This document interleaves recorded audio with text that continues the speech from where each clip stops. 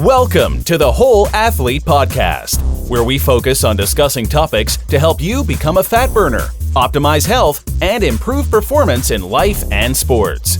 Transform the whole you from the inside out with the holistic method. Let's dive in. Here's your host, Debbie Potts. Hey, it's Debbie Potts, and today I have Robin from KetoCon here. Robin Switzer. She has an amazing story and is so in line with my elements of the holistic method that I created way back in 2013, I think, when I came about these important parts that we need to look at to really optimize our health from the inside out. So nutrition is just one part of the whole equation to work on being healthy. And everyone is always fixated on weight loss, which should be fat loss, but we really need to look at all the different sources of internal stress that's hidden that we don't know about that can contribute to your ability to burn fat, to cell mitochondria damage and sleep interruption and all this whole domino effect of stuff that will happen to you as it did to me back when I had my internal breakdown and burnout starting back around March 2013 when it was obvious that I had something wrong with me. I went from top of my age group, competitive triathlete, runner, trail running athlete, and I had an amazing year in 2012, and I started doing Ironmans back in 2001. So it took me a long time to finally get broken, but the problem I think that made it just too much started when I opened my own fitness studio in 2010 and was just doing too much and trying to pack too much into every day on top of, I don't have children, but trying to just have a relationship with your spouse and your family and your friends and training 20 hours a week and teaching classes and just packing the day too full. So I feel like it's my purpose to help educate you, other athletes that are similar to me, little competitive, little type A and ambitious and overachievers. You don't want to stop being able to run, and maybe you don't want to race forever, but you want to train and enjoy swimming, biking, running, outdoor, hiking, whatever it might be that you do for exercise that becomes part of your life. It becomes the way your schedule is every week. It's based on your vacations is training and racing and having fun in the outdoors. So I haven't been able to run very well for years and always trying to look at different reasons why. And a lot of things that we talk about today on the show with Robin is, she works with Ketovangelist and helps as a CEO, and I'll get to her intro, but she realized herself that nutrition was key to really heal herself. But then you start looking at all these other red flags that you can't just expect all the results to be truly healthy if you don't work on your stress. Your sleep is impacted if you're stressed, your gut health, your blood sugar regulation, all this stuff I always talk about. But as an FDN practitioner and nutritional therapy practitioner and stuff I've learned from Ben Greenfield's program back in 2011, being a superhuman coach, and now I'm under his new program, KetCon, GetKetOn.com. You can learn about what we do as KetCon coaches, and all of this kind of overlaps with my Czech Institute Holistic Lifestyle coach as well. Everything I've learned from my trainings, education, but really it's my personal experience, my intuition that tells me now I know how to pay attention to these red flags, but when to slow down, when to push pause and reset, reboot me, just as you do your computer, just as you do your car. You take it in to get a tune-up. You take it into oil change. When the light comes on in your car and your dashboard, it says the oil is low, your tires are low, your engine light's on. you don't ignore that. You take your car in and you get it fixed, you get it repaired, or maybe you just get a checkup or a tune-up to really find out what's going on under the hood.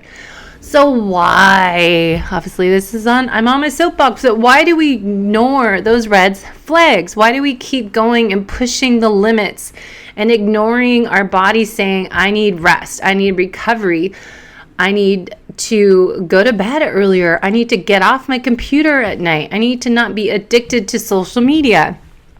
Stress impacts the whole you from the inside out, including your ability to burn fat, including your ability to improve your athletic performance. If you're not having those performance gains anymore, you might want to go back and look at your training journal, look at your heart rate variability, look at your eating habits, look at your stressors. So we know there's external stressors. We're aware of them. A lot of them are environmental and emotional, or negative self-talk, or possibly something in your history that you never have shared or dealt with, and you have this internal baggage or toxins and trauma impacts you. So there's a lot of things to look at, and that's what I'm doing as a health detective. Is when I'm working with clients for 90 days or longer, we go through all this transformation, working on your nutrition at first, but then we work on, just tweaking your exercise, tweaking your movement mobility drills, and working on your sleep hygiene, looking at your stressors by doing functional lab testing. You don't know if you have leaky gut necessarily unless you do lab tests for it. We don't know if your hormones are totally out of whack, and we don't know why they are unless we do the other tests. We don't know why you have leaky gut because you could be eating foods that are good, supposedly low carb, natural, whole foods, but they still could be tagged as a food sensitivity. So we do an MRT food sensitivity lab. I do a hormone panel using BioHealth saliva lab test, the 205, or we do the Dutch dried urine test to find out your hormone balance. We do the organic acids test for some people, the GI panel, the GI map for people to find out your pathogens, gut infection, all these different labs. So we do 2 to 5 labs. Sometimes you can, get into it more, but that's, 2 or 3 labs, a metabolic assessment lab for sure. I'd have everyone do on themselves to really know what's going on inside of you. What is under the hood of your car is same thing we need to focus on. What is under the hood of your body? Are you fit and healthy on the outside, but are you really healthy on the inside? And you may be able to survive for 1 or 2, 3 years, and then suddenly you become broken one day, as I did in March 2013 that I wrote in my book, Life is Not a Race. It did not happen that day. It was something that built up inside of me for years until finally it was a final straw. I couldn't do anything. And that was 2013. Fast forward to 2020. Have I done an Ironman? Have I been able to run a marathon? Have I been able to do a half marathon? I used to be able to run comfortably at 8-minute mile to 9-minute mile pace, keeping up my max aerobic function, maffetone heart rate range. Now I can't even do a 10-minute mile pace very, very long. You know what? You need to maybe stop and not just do low carb. Look at metabolic typing, mtdiet.com, to find out if you're a fast or slow oxidizer. Look at your genetics. Look at DNA Fit. Dive in a little bit deeper and investigate on the whole you, not comparing yourself to everybody else on Facebook, Instagram, Twitter. We want to look at you as an individual and remember that your body is not the same as someone else's. So don't compare yourself that they're getting results and you're not. You could have more stress than that person does. You could have different genetics and different background. Ancestral diet is something you might want to look at as well. Like, where is your family from? Look at your genetics. Some people can't tolerate as much saturated fat. So checking out DNAfit.com. I really love them out of the UK. There's other companies coming around the US, and some are reaching out to me to do a podcast with them. But MRT food sensitivity lab you need to look at. There's so much more to figuring out what to eat is based on N=1 and getting the right tests done, and also tracking your food. How do you feel afterwards? Are you full? Are you hungry? Are you energized? Are you eliminating cravings? Is your stomach bloated? Do you have gas? Do you have bloated belly and you're having to go to the bathroom? There's a lot of things your body will tell you if you eat the right foods, the right ratio of macronutrients. The overall goal for everybody is to burn fat. We don't need to be burning sugar as our main fuel source. That is not healthy for us. That does not improve our aging process or longevity. It increases our risk for health issues. So if you want to optimize your health from the inside out, we need to burn fat. And how do we burn fat? We eat right ratio of macronutrients, the right foods, macronutrient, which foods you're eating for your body type, for your food sensitivity lab report that we get back, for your genetics. It's not one size fits all approach. There's a little more to it. Yes, everyone should start probably doing a little keto, but some people are fast oxidizers that need more protein and fat. Other people are slow oxidizers and can tolerate a little more carbohydrates and still burn fat. Your activity level changes. And if you're chronically stressed out, possibly because of lifestyle or possibly because you have additional stress coming from the inside with foods that you're reactive to, with parasite infection, H. pylori, blastohominus, whatever you might have going on in there, that is contributing to your beaker of stress. It's one funnel going into your body that's going to be in one category. Your stressors aren't filtered out separate sections, separate categories. It's just all one. And that beaker gets filled up and overflows, and we have dysfunction in our body. It's a domino effect. So it's not adrenals. It's not low thyroid. It's accumulation of stressors are going to impact your HPA axis, your hypothalamus pituitary gland, which communicates to your thyroid and also communicates to your adrenals. And that will also impact your gut health and lead to lower immune system. So we're more susceptible to be getting parasite, bacteria, gut infections. And also having poor digestion will lead to increasing the permeability of your gut wall lining, leading to holes in your gut and spaces between those villi, the tight junctions, which causes food that is poorly digested. Large particle sizes will escape through that gut wall lining, creating food sensitivities and inflammation in the rest of the body. So the list goes on of things to work on. But just start eating proper foods that you feel good, that balances your blood sugar so we don't have that fat storage hormone, insulin, being released. Okay, so that was my little rant because I'm getting tired of listening to all these questions of people comparing themselves to others that are getting results and they're not, and doing the same food program. I understand carnivore and I see that you can get the benefits, but does everyone need to be carnivore? Does everyone need to be in strict nutritional ketosis?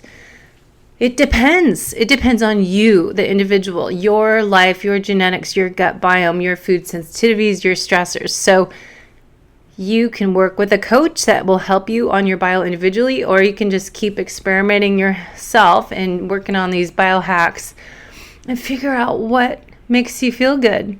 So a lot of people love to start with a low carb diet, and you might find that you can eat really low carb and not feel like you're having cravings or missing having other foods.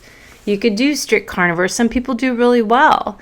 I don't eat organ meat, and I don't see myself doing it in the future unless you disguise it into a different form of food and don't tell me what I'm eating. But I'm not going to tell everyone to eat the same way. My goal is to teach you how to become fat adapted, how to burn fat. How you do that is what you eat, how you eat it, when you eat it, so intermittent fasting, and also why you're eating, that emotional eating that we talked to Tricia Nelson about. And also we need to work on our gut health, your digestion, your external stressors and your hidden internal stressors are going to impact all of that. So Robin related to my story, and I really love her background. So before I talk for an hour, I'm going to bring her on the show. But Robin discovered low carb and the ketogenic lifestyle after many years of struggling, as many people do that come to keto, with pre-diabetes, PCOS, depression, anxiety, food addiction, and disordered eating. As a result of following a low carb ketogenic protocol, Robin lost 60 pounds and eliminated many of her health issues. 60 pounds. It's amazing. In 2015, she left her career in corporate America to join Ketovangelist LLC, a company that has a mission to educate the world about the benefits of living a ketogenic lifestyle. Robin now serves as a COO at Ketovangelist, which is the parent company of KetoCon, Ballistic Keto, Certified Ketogenic, Ketovangelist Kitchen, Ketogenic Athlete, and the Ketovangelist Coaching. They have a lot going on, so no wonder why she had to be hired and help them out. Today, she's at 57 years young. She looks absolutely amazing. Put her picture in the show notes because she looks beautiful. And 57 is young. I have a lot of clients I've trained for 20 years that are in their 70s now, and they look like rock stars because they take care of themselves with what they eat and their stress and their movement and exercise that we'll talk about. But Robin, she herself found she feels better with a meat-based diet. She combines it with a naturally evolved intermittent fasting protocol, as I do, because when you eat right for your metabolic type, you are full for hours. And if you do intermittent fasting, you're burning ketones. You don't feel the need to eat until maybe 11 in the morning. You break your fast, then maybe you have your main meal at 1 or 2 in the afternoon, and then you're full for the rest of the day. So what happens, you end up having one meal a day.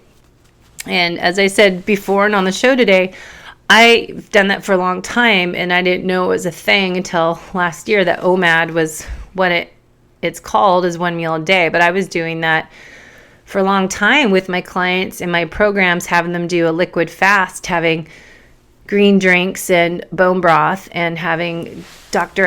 Axe's Ancient Nutrition Keto Feast drinks, and having that and one meal a day. And suddenly now, 5 years later, it's a term. So that was my intuition, was to do liquids, rest your digestive system. So same as myself, Robin figured all this out herself and just naturally started doing intermittent fasting. But the combination of these modalities provided her with everything she needed to maintain her pace of demanding career and her desire to be active and have a vibrant lifestyle. She works tirelessly to bring research-backed and results-driven information to the ketogenic community. So I always ask people, what's your passion, purpose, and mission? She's very passionate about nutrition, movement, and meditation, all with the goal of graceful and illness-free aging, and I love that. She feels responsible for sharing this information to as many people as possible and has made it her mission to do so with events as a KetoCon. So I really admire what Robin's done. She left a crazy corporate American job in a big role and took the leap of faith to work for a small growing company in 2015. And in 5 years, the amount of growth in this industry and seeing it at KetoCon last year and how it's evolved from when they started is so impressive. And people like Robin that followed their purpose, followed their heart, and really believed in what they're doing. So it's pretty cool what she discovered. And I put the rest of the notes in what we talk about today and her favorite meals and all of that. I'll put in the show notes if you look below. And we also have a coupon code for Ballistic Keto we'll talk about on the show, but it's a 20% off coupon that you can use with the code The Whole Athlete. So lastly, we're going to talk about her evolution of being keto, but realized that she needed to work on the other elements, just what I say in the Ballistic Method. 8 elements really are needed to burn fat, optimize your health from the cellular level, talking about those mitochondria, and improving the aging process, longevity, and athletic performance. You know, we got to take care of the whole you from the inside out. So we say on the show, train the whole athlete. So she found out herself that sleep is important, gratitude, meditation, movement, setting intentions for the day, being organized, planning, committing to a schedule is really important. And also taking a moment to look at the wins for the day before you go to bed. What was wonderful today? I have my clients write 3 things that they're grateful for today. But you also want to see, what are the wins? What are the areas of opportunity that I found today? Instead of looking at an experience that wasn't as you wanted it to turn out to be, and look at that and say, hey, what was the gift here? What was the lesson learned? Instead of making it a negative. And that I only share because it's really an essential part of being healthy and burning fat, because those negative thoughts accumulate and they become toxic. They become a stress, a source of stress. And those emotional toxins are chronic, like any other sources of stressors are becoming chronic. Then they're contributing to what we say in FDN, metabolic chaos, causing disruption in your body systems and creating this whole domino effect. If you could please go to Amazon, look up Debbie Potts, and order my book, Life is Not a Race, and the manual, The Holistic Method. You can have a chapter on all this information. The 8 elements of the Holistic Method is a chapter on each of them in depth. And then my book, Life is Not a Race, you'll understand what my passion, purpose, and mission is. And this is how I'm creating impact, talking to you and sharing my story. So I'm going to stop talking because this is my hot topic, you guys. I'm going to bring on Robin and we're going to dive in a little deeper. So tune in and enjoy the show. All right, I have Robin on the show. And Robin, I'm so excited to share your story. And as I always ask, is your why of what you do. And you're the COO of the Ketovangelist company, and you're just one busy lady. So thank you for making time for us today to share your story. Well, it's an honor to be interviewed, so I appreciate the opportunity. So talk about a little bit about how and why you got into leaving corporate America and to join Ketovangelist in 2015, and then we'll kind of explain what is Ketovangelist after that. Sure. Well, I had been on what had seemed to me a lifelong health journey, which really all stemmed from an interest, my own personal quest to find a way to solve my weight issues. So I was always on the chubby side. I was always carrying around an extra up to from 30 to maybe 60 pounds over the course of my life. And so in an effort to find what I thought was going to be a magic pill, and I don't mean to use that word lightly, I dabbled in every type of weight loss protocol there was. And I literally did everything that was out there, and even dangerous stuff. So unfortunately, I didn't understand all of the other symptoms that I had that were associated with the weight. I only was trying to treat the symptom. I didn't understand what was going on inside. So in retrospect, I didn't put the pieces together with the things like I had a very high A1C, so I was almost pre-diabetic. I had PCOS, I had anxiety, I had food addiction and disordered eating issues. And at a very young age, I think the first time I recognized I was depressed, I was like 11 years old. Wow. So I had all of these things going on, and really I attributed it all to the fact that I couldn't lose weight, but it was actually the opposite. So through many years of just trying to find the answer to these issues, I eventually found the low carb diet, and then I eventually found my way to the ketogenic diet, which to me go hand in hand. And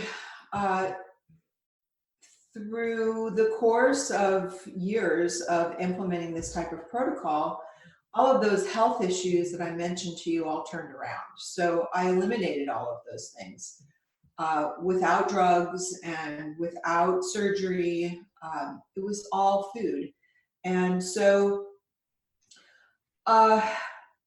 luckily, I did find this protocol, even though my intentions were all aesthetic. Um, I got there anyway.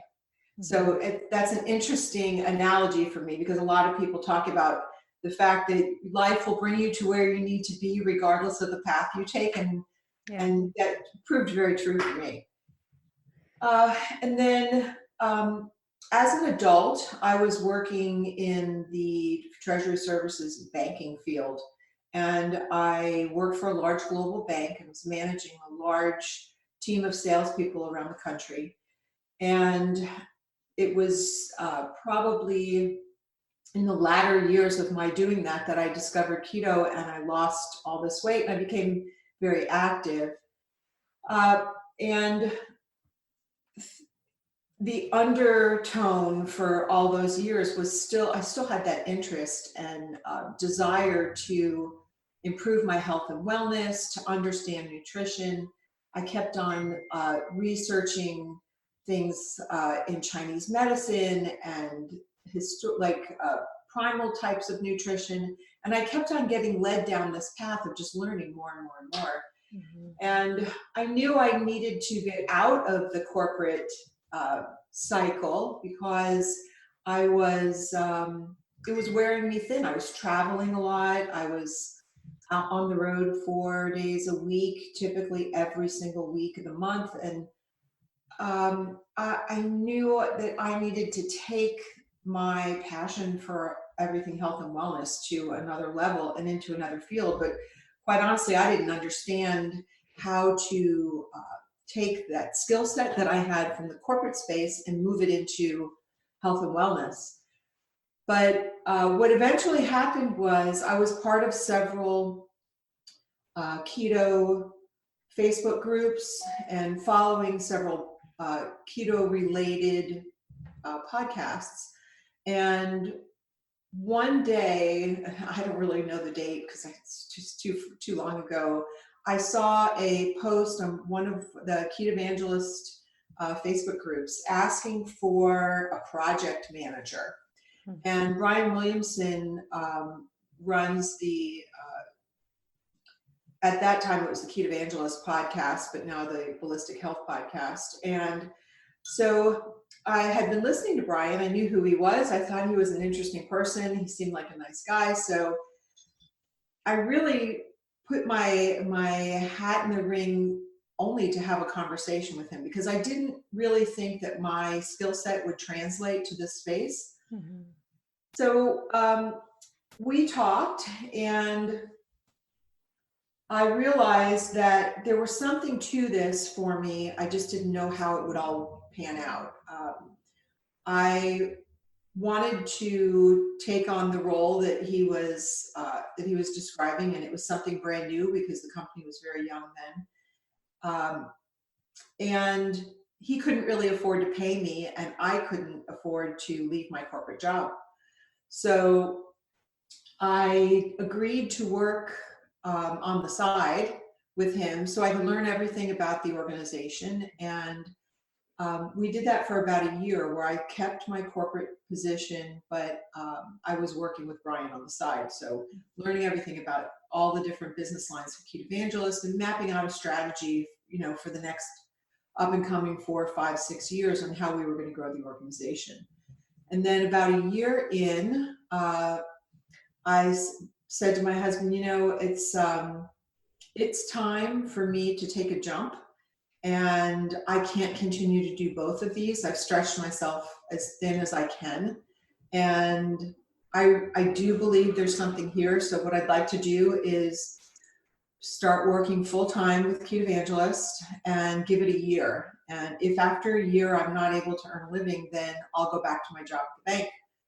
So a couple of weeks later, I resigned and started working full-time with Brian. And about 3 months later, we put on the first KetoCon. And that's 5 years. Been working for him now. So we are going into our 4th KetoCon this year. 2020 is year 4 for us. Wow. And then how many people are registered this year compared to the first year? Because last year was pretty big. Yeah. So we've had so much growth. It's absolutely incredible. So in year one, we had 545 people attend KetoCon, and we had 36 exhibitors. And what's really interesting about that, I tell this story a lot, but what's really interesting about that is I had never been on that side of an event. Being in the banking industry, I had spoken at many events. I had been a presenter at many events. I had attended large treasury financial services events, with 10,000 people, and gone to these shows, that it takes 2 days to see, the whole exhibitor industry trade show kind of stuff. But I had never been on the planning side. So the only thing I had to go by to put on KetoCon was my expectation as a speaker and an attendee. And I just backed into it. So year one, we didn't know what to expect, but we had a great turnout. We were super excited about it. Like I said, we had about 545 people there. And then in year two, we had 850 people there and double the exhibitors. So we knew we were on the right path, and we just had to keep on doing the right thing over and over and over again. We had a business plan in mind. We had a strategy in place, and we wanted to continue to deliver the guidelines that we had delivered through all of our social media communities about what the ketogenic diet and lifestyle is, how you can improve your life with it, how you can improve your health with it, but also what to avoid. And so what I'm getting at there is that we had a lot of companies that wanted to jump into the keto space early on, but they were using like very par ingredients in their products, and we felt it was just like keto junk food, and we didn't want to go there. So we had to make the decision: are we going to, sacrifice our beliefs, or are we going to stay true to our mission, not accept that money, just continue to stay on our path and turn that away, which is what we did, thankfully. Good. That's a hard decision to make when you're a struggling company. But we just felt that if we couldn't do it right, it wasn't worth doing. True. So we stayed on that path. And then that was year two. And then year three, which was last year, we had 3,000 people at KetoCon. And thanks to the fact that I was smart enough to hire somebody to help with exhibitor sales and eventually take over the exhibitor sales, we hired Ryan Geffon to help us. We had 113 exhibitors at KetoCon last year. So we've had tremendous growth. A lot of it was really being in the right place at the right time, but in my heart, I really believe that, we have a very small team, but we work all year round to make this happen. And we just continue to stay on that path, sticking to our mission of keeping this a place that's safe for people who want to learn about keto, want to educate themselves, and don't want to be misled down a path of questionable products because of their ingredient profile. And that's really essential, I think, to be able to find some people that you can trust on their products. Like example, I was just talking about Ben Greenfield. I'm a KetCon coach under them, and their products, I can trust his coffee and what he says, because I know he's type A, just going to be meticulous, and what ingredients he's going to put his name behind. So same with KetoCon, the vendors there, because there's a lot of junk out there. I was just listening to podcasts about all the processed foods that are, keto. And in a month, I go to Expo West Natural Products Show, and I just kind of research the products out there. And last year, I really found like one that was really not filled with garbage. So I think it's really a challenge to find products out there to suggest to people, say, here's a good option, because a lot of them just are, the processed food, but they label them just what happened to paleo. So it's great for you guys to stick with your mission and stick with your beliefs, and always believing, as I do, is like everything happens for a reason. And, if you believe in it, it'll happen eventually. And you look how much has grown and all the people are involved, and it's pretty inspirational, and you guys should give yourself a pat on the back to stick with it and keep pursuing your goals because you believe so much in it. Thank you. Yeah, I'll tell you what, it's, when I was talking to my husband saying, there's something here, I need to go for this. I'm not doing what I thought I'd be doing. I'm doing a lot more, and I'm actually enjoying it a lot more than I thought I would be doing, than I would. But I mean, it's been a long 4 years. It's been a long road. We've learned a lot of lessons. And I've had to learn a lot about myself as well. Mm-hmm. I've had to learn how to take care of myself. Yeah. And I've had to learn how to show other people to take care of themselves by example. Mm-hmm. That's been a rough road for me too, because I'm very type A, and I can be incredibly, the word that pops in my head is aggressive, but it's more like focused and damned I won't stop until I'm done type of personality. And I've used that to my benefit in many parts of my life, mainly marathon running. But in this phase of my life, doing what I do and the pace that I keep, like I said, I've had to learn how to take care of myself and set the example for other people to do the same in a way that is like not feeling like you're copping out, but actually improving your quality of life. So true. And that's why I'm, following my passion and left my fitness studio last year to follow this, because I think a lot of people are missing those other elements as you shared with me. And nutrition's one part. And that's why 5 years ago, I created the holistic method, just, always knowing as being a personal trainer for 25 years, you can't just exercise, and then you can't, out exercise a bad diet, and then you can't just eat whatever you want or just focus on being keto and not working on the other lifestyle habits. And I think a lot of people forget that stress impacts everything, and chronic stress is what we kind of tend to be type A overachievers living life as a race. And we don't realize that activates a stress response, and every stress response will increase that blood sugar. So even though those people are eating keto, you have to still work on taking a pause, breathe, reset, meditate, walk outside, get that daylight exposure, get your sleep, lift heavy weights. And, I would say it's a Goldilocks effect, not too much, not too little, find that right amount that works for you, so you don't have that overload of stressors that are ongoing. Because, you probably learned the hard way too. It's, as I did, is, we just start to feel these red flags. And it sounds like you caught yourself early, that you knew, all right, I'm driven, I'm all this to do, I'm passionate, you want to grow the company, but you had to learn that you need to stop and add some meditation in there, reset. So what are some things that made you realize, some red flags that came about that made you realize you need to kind of switch things up a little bit, pause? Well, Debbie, I mean, with 100% transparency, this is how stubborn I can be. Mm-hmm. I had all kinds of cues, clues, hints. The universe was screaming at me and I wasn't listening. Mm-hmm.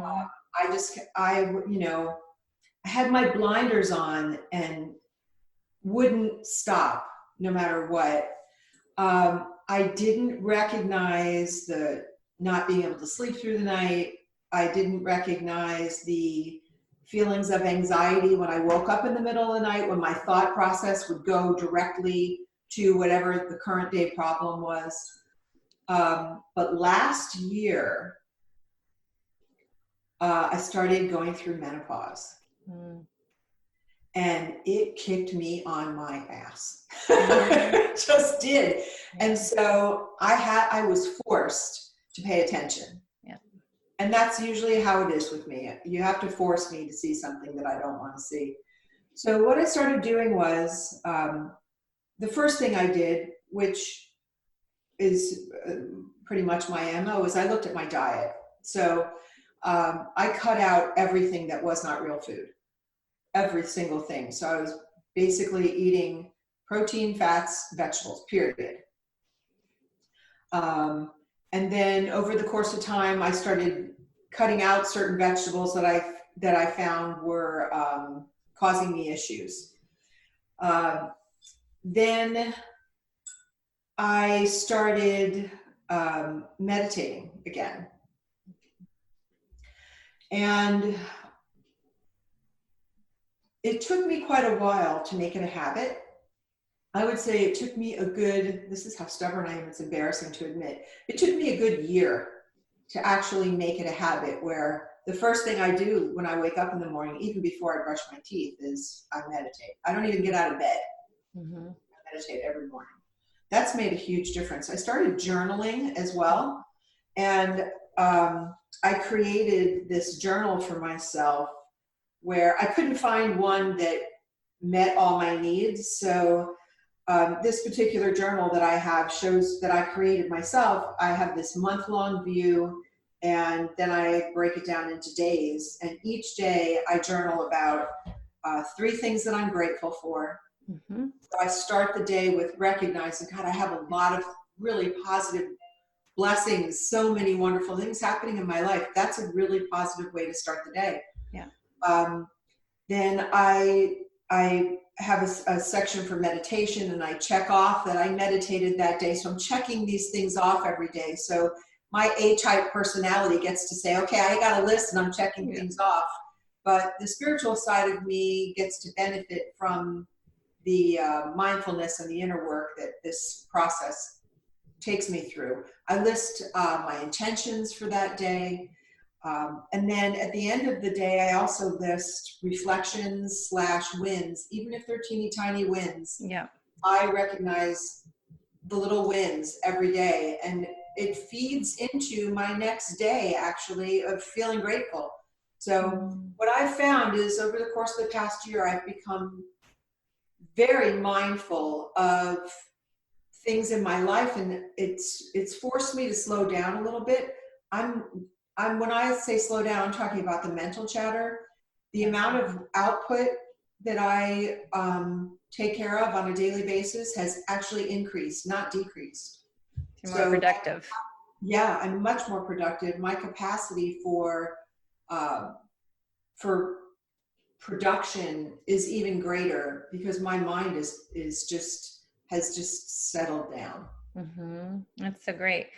And I think that's a big part of people's learning process is to realize, you're an individual, and what do you need to do to add these positive changes in your life. That nutrition is, of course, the first thing you want to start with, I think, and then work on the exercise. But the stressors, the external stressors are just all around us. And the big one, I did a podcast the other week about emotional toxins.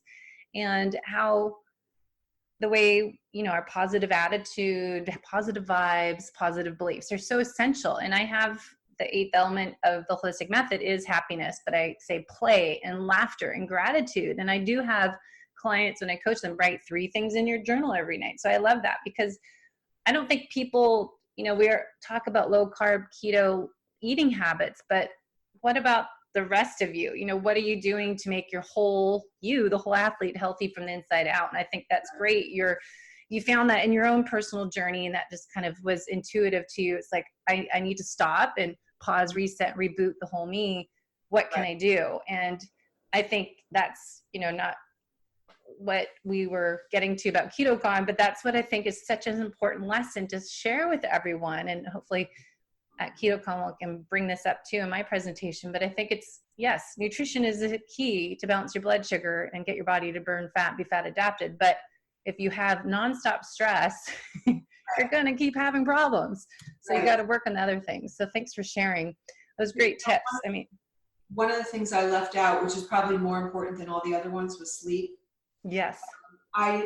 When I realized that this process that included meditation and journaling every day and my diet and my movement and all that kind of stuff, when I realized this was all starting to fall into place was when I started sleeping again. So I am not exaggerating. I can easily sleep 8 hours a night and sometimes 10. And there were years where I was getting 4 before. Wow. Yeah. So I don't believe that you can make up for lost sleep, but I tell you what, you can definitely change your level of appreciation for sleep, because if I can get 10 hours of sleep, I'm just like a rock star. Yeah, I know. Can't Isn't be it? stopped. I mean, you learn that though. You learn that like, oh my gosh, how I feel amazing when I get my sleep. And I didn't know how crappy I felt until you realize how good you can feel with those changes. Right.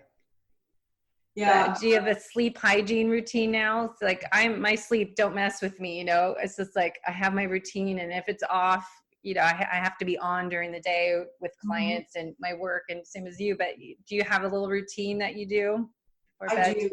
I do. And it starts pretty early. Usually about 8 o'clock or so, everything shuts down for me. So I'm 7 o'clock, so that's not early. Okay. The phone is off. I'm not answering emails. I'm not texting. I'm not on a screen. I'm either reading a book or I'm listening to a podcast. And I'm in bed relaxing. Yay! Good for you. I like to drink hot tea at night. That I find that really relaxing. So decaffeinated tea, of course. So that helps me relax as well. My house is super dark at night, so all the shutters, blinds, everything is closed tight. So when the lights are off, it's dark. And I also turn the air down to 65, so I keep it really cold in the house at night, and that helps me as well. So those things combined do really well together. Some of this starts earlier in the day. I never drink coffee after 11 o'clock in the morning. Perfect. My rule too. Yeah. I will drink tea, decaffeinated tea. I've always liked hot liquids, so I stick with that in the wintertime. But I'll drink water all day long. And movement, on the days that I'm more active, physically active, I also notice that I sleep better. So, and I'm not talking about, running a marathon that day, but on the days where I've focused all of these things, where I've done the meditation, I've done some sort of movement.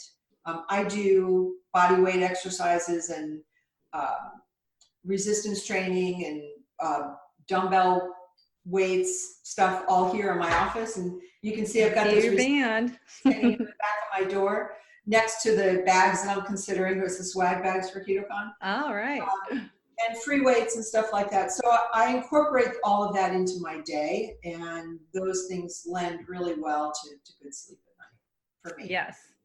Yeah, it's so essential. So I appreciate that, because it's what I try to coach all my clients on. I do 3-month coaching programs, and it's doing functional lab testing, find their hidden internal stressors. But I always shock people. It's like, all right, let's work on your stressors and work on nutrition first, but then it's always diving into all these different elements, because you really have to do all these different things to be truly healthy and optimize your mitochondria. Is so good. So I want to spend the last little bit here on talking about KetoCon and the different ones. So under Ketovangelist, there's a lot of different sub companies. So you oversee KetoCon, but then let's talk about what is Ballistic Keto, the certified ketogenic. There's Ketovangelist Kitchen, the ketogenic athlete, and Ketovangelist coaching. So to kind of get a mental picture, Ketovangelist LLC is our parent company, and I'm the chief operating officer of Ketovangelist LLC. As part of that, I run several other business lines that fall under the Ketovangelist LLC parent company, one of which is Ballistic Keto. Ballistic Keto is our line of powdered MCT oil that is flavored but not sweetened. So we chose not to sweeten this product because people are like hypersensitive to different types of sweeteners, different amounts of sweeteners.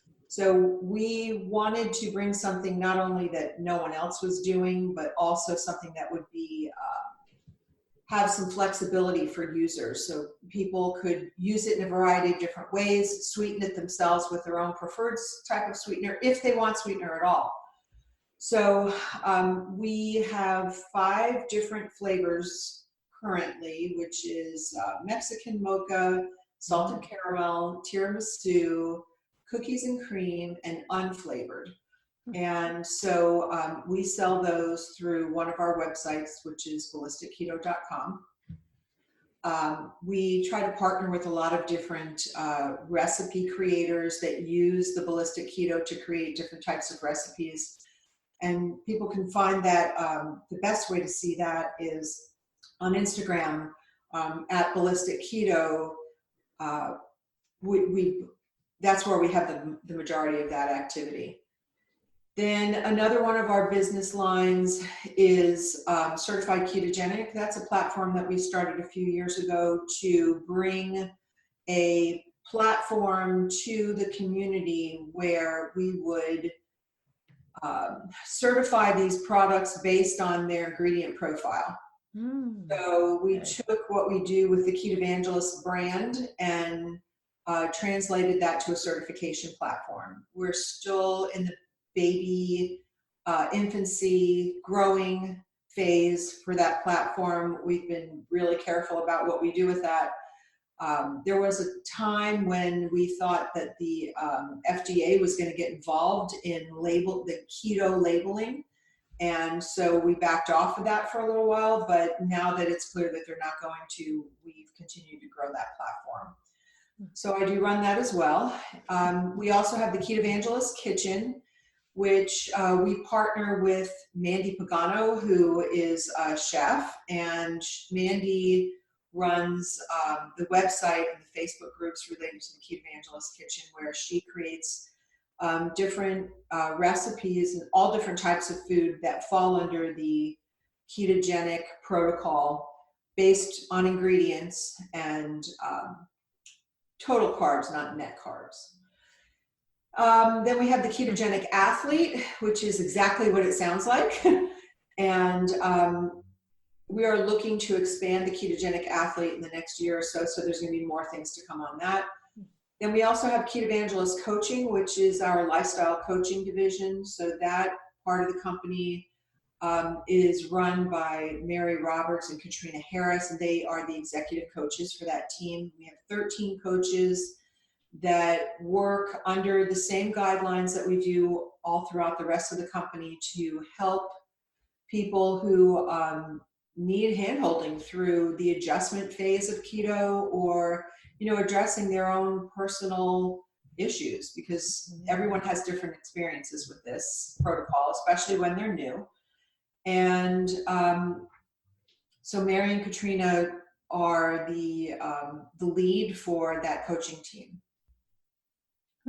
That's great. Yeah, Mary, we're going to talk to her in a few weeks. So I love all the people too. They're just so passionate and they're just so happy, and they're great people to work with. And they're just, my new tribe, my sisters, keto sisters.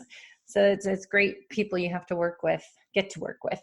I think the best part about our coaching team is that everyone has used the ketogenic diet and lifestyle to improve their health, to address their own personal issues, some of them extreme weight loss, some of them metabolic disorder and disease. Mm-hmm. And so they're coming from a place of experience, not from a place of learning from a textbook, but from a place of experience.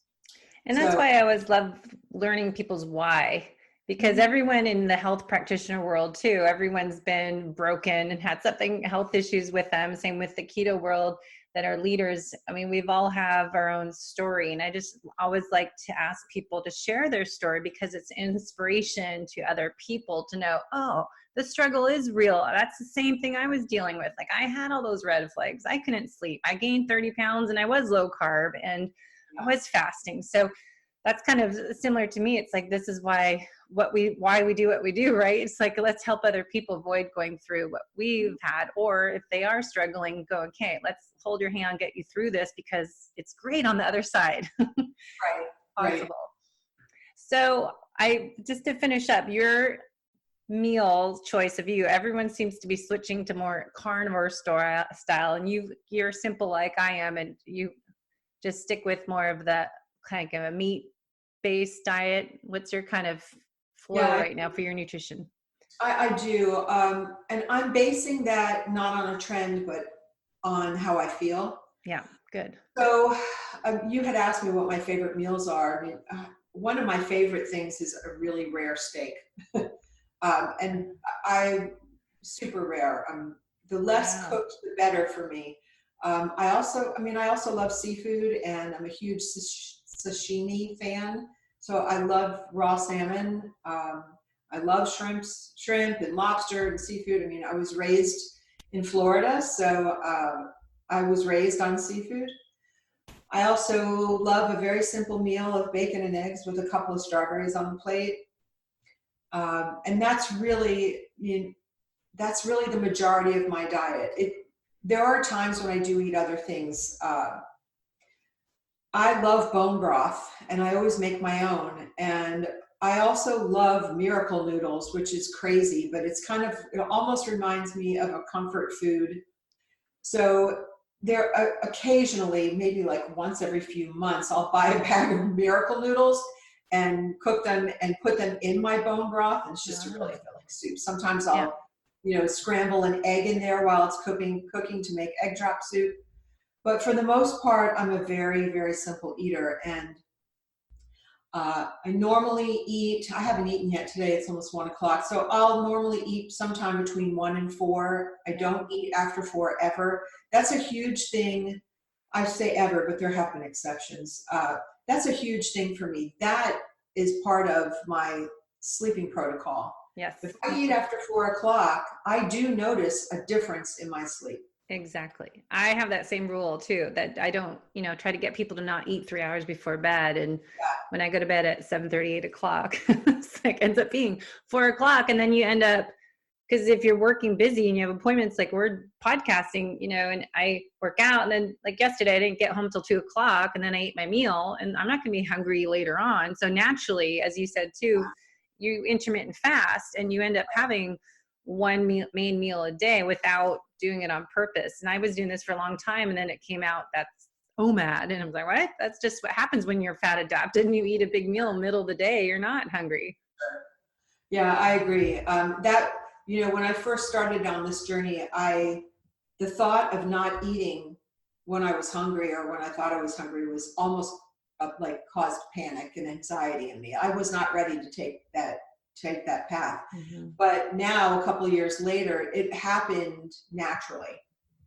So that and the simplification of the food has really done wonders for the part of me that had issues with being addicted to certain foods, being addicted to the planning and cooking and having to create something special, and just all the obsession with food. Mm-hmm. That was a huge driver in my life when I was younger. I no longer have that. So the amount of energy that I put into that when I was younger, I can now use for other things. And the majority of that transition actually happened last year as I streamlined my diet even more.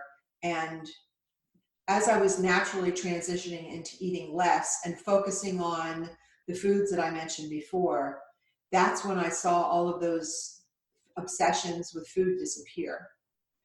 So as much as I would have loved to, back in 2013 when I discovered low carb, I would have loved to get where I am today overnight. It seemed like everybody else was. It did take me, it's 2020, so maybe I'm a slow learner, but I had a lot of healing to do. Mm-hmm. I had a lot of sleeping to do, obviously. I went through peri and post-menopause during those years. So I'm really grateful to be in a place now where I can look back and say, okay, these are all of the things that brought me to where I am. And I'm healthier now today than I was in 2013 when I found low carb.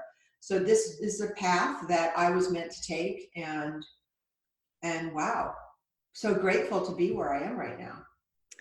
Yeah. And you're such an inspiration, and you look beautiful, and you can tell, I said the intro, I said, you walk the talk. And I think that's really important for people. And what we do in health coaching and as personal trainers too. It's like, you got to walk the talk and you have to take care of the whole you. And that's what health is.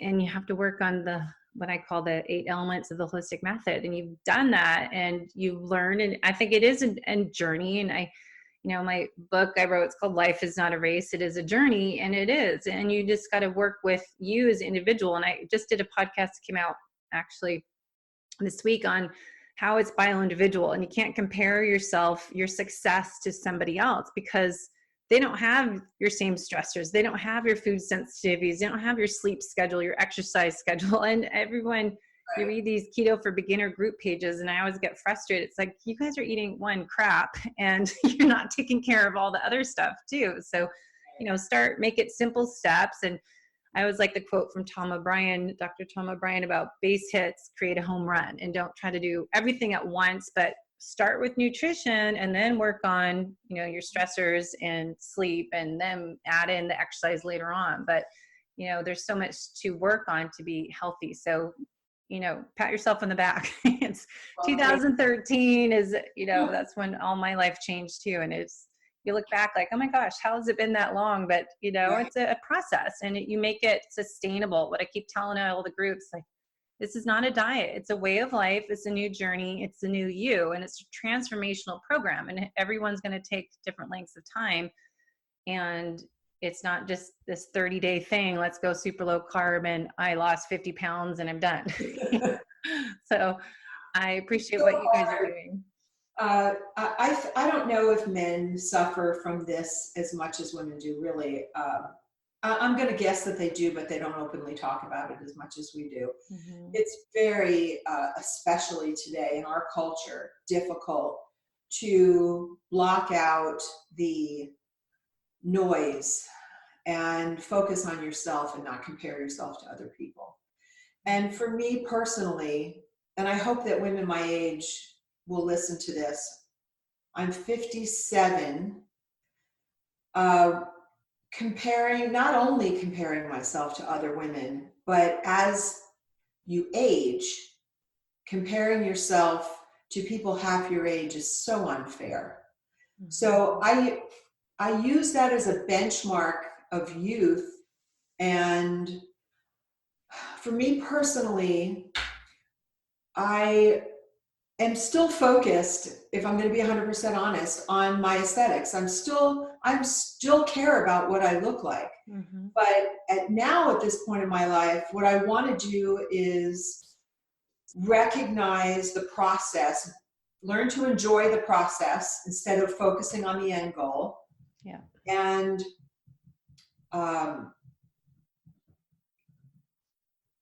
use all of that to bring some value, to share with other women, to appreciate this whole process.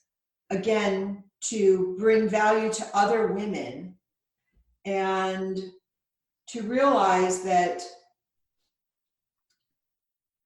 I want to bring, rather than my mission being about my physical appearance, my identity as a woman being about my physical appearance, I want to bring more. The word that keeps on coming to my head is content, and that's not the word that I want to use.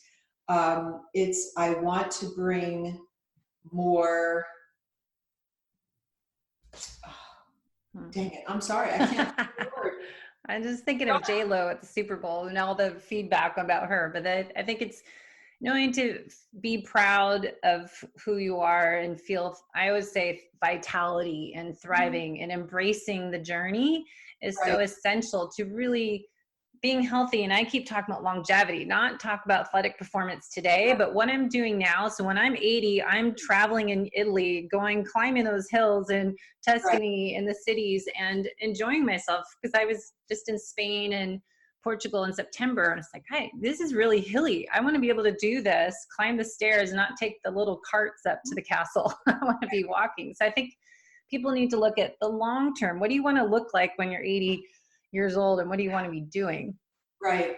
You hit the nail on the head. That's really it. My focus has changed from 100% aesthetics to my health as an individual, the value that I can bring through my experience to other women, and what I want my life to look like when I'm 67, 77, 87, and the level of health that I want then. So I would say to all of your listeners that if you can keep that in the back of your mind instead of focusing on the next 6 weeks, think about the next 10, 20, 30 years, because everything you're doing today is building up to what your quality of life will be like. So true. Yeah. Tell the kids that. I tell my kids that every day. Yeah. Well, every day that they'll listen to me. Yeah, exactly.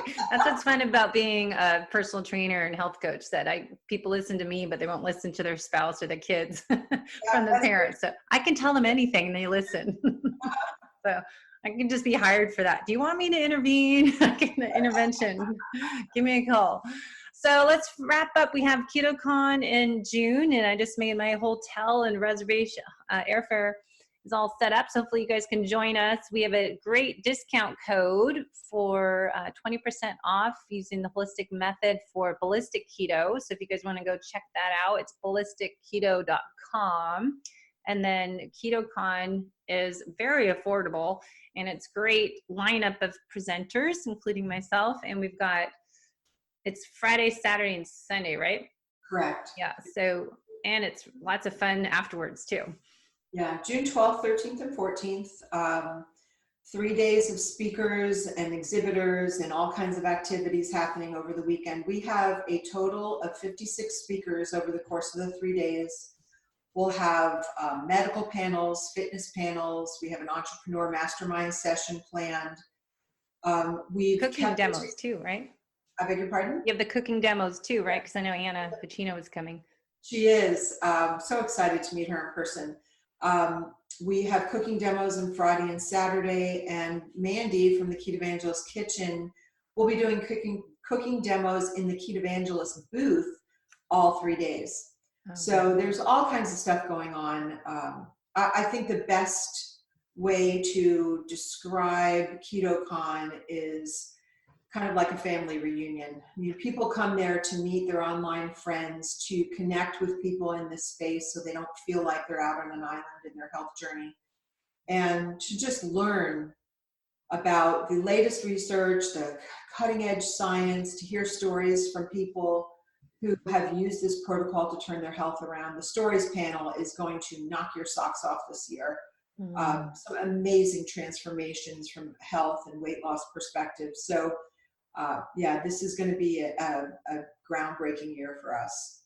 Yay. Well, I'm excited to be there and be involved a little bit and do what I can to share the journey for everyone else of KetoCon and the community. I think you just said what I feel like, after the low carb cruise, meeting all the other Ketovangelist coaches, is just like this joy you bring. And then it's like, I have to go to KetoCon, and I was supposed to be at my fitness convention and I canceled that to be with them. I'm like, oh my gosh, you're my family. You just feel this excitement. I was just so happy and glowing the whole weekend. And everyone, it is a family reunion. We're like, okay, are you going? And it is, you get to see them every year. So then you're texting and emailing and Facebook stuff, all your Instagram. So it's great to see everyone in person and meet people. I know Jessica too, and Mary, they have, you coach all these people and get to see them live. It's really fun to see people in person. So it's a great thing you guys are doing. So, all right. But anything else? We need to send everyone to KetoCon to register, and hopefully everyone can be there. But I thank you, Robin, for sharing your story and your passion and your mission, and you're really an inspiration to everyone. So thank you for doing what you're doing, and glad you made your switch in your career from corporate America to doing this. So we need more people out there like you. Thank you so much for having me. It's been an honor. Thanks for listening to the Whole Athlete Podcast. If you have any questions, feedback, or topic suggestions, let us know on Facebook or at wholeathletepodcast.com.